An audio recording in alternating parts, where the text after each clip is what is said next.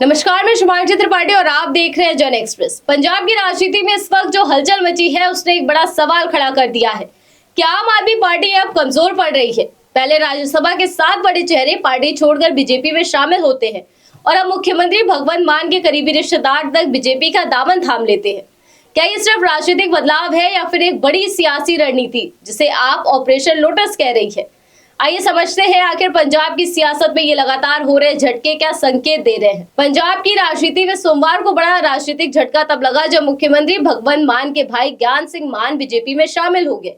ये सिर्फ एक साधारण ज्वाइनिंग नहीं थी, ये एक सियासी संदेश था। हरियाणा के मुख्यमंत्री नायब सिंह सैनी और पंजाब बीजेपी अध्यक्ष सुनील जाखड़ की मौजूदगी में ये शामिल होना साफ दिखाता है कि बीजेपी इस मौके को राजनीतिक रूप से भुनाने में कोई कसर नहीं छोड़ रही।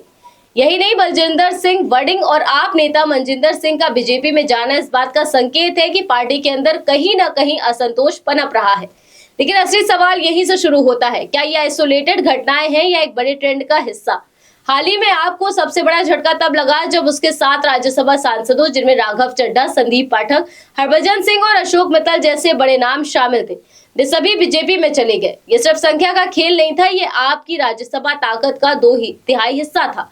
यानी जो पार्टी कुछ साल पहले राष्ट्रीय राजनीति में तेजी से उभर रही थी, अब वही पार्टी अपनी पकड़ बचाने की जद्दोजहद में दिख रही है। आप इसे ऑपरेशन लोटस कह रही है। आरोप है कि बीजेपी विपक्षी नेताओं को तोड़कर अपनी ताकत बढ़ा रही है, लेकिन बीजेपी का कहना है कि ये नेता खुद आम आदमी पार्टी की नीतियों और नेतृत्व से निराश होकर पार्टी छोड़ रहे हैं। और अब इसी बीच एक और बड़ा मोड़ आता है। पंजाब के उद्योग मंत्री संजीव अरोड़ा के घर पर ईडी की रेड और फिर गिरफ्तारी का 157 करोड़ रुपए से ज्यादा के जीएसटी घोटाले और मनी लॉन्ड्रिंग के आरोप और कोर्ट द्वारा 7 दिन की ईडी हिरासत का।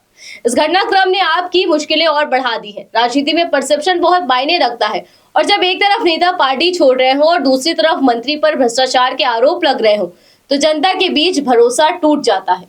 लुधियाना और बालाचोर में आप और बीजेपी कार्यकर्ताओं के बीच झड़प भी इसी तनाव को दर्शाती है। अब बड़ा सवाल ये है कि क्या आप सच में कमजोर हो रही है?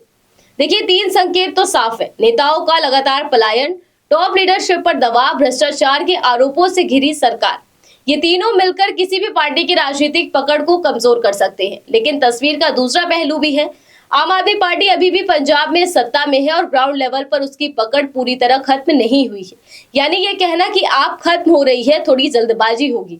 लेकिन ये जरूर कहा जा सकता है कि पार्टी अपने सबसे कठिन दौर से गुजर रही है। तो पंजाब की राजनीति में जारी ये सियासी उठापटक आने वाले चुनावों की दिशा तय कर सकती है। क्या बीजेपी का विस्तार जारी रहेगा या आप इस संकट से उबरकर वापसी करेगी? ये सवाल सिर्फ पंजाब का नहीं बल्कि देश की राजनीति का अगला बड़ा अध्याय तय करेगा। फिलहाल इस खबर में बस इतना ही। ऐसी ही तमाम खबरों को जानने के लिए आप देखते रहिए जन एक्सप्रेस। धन्यवाद।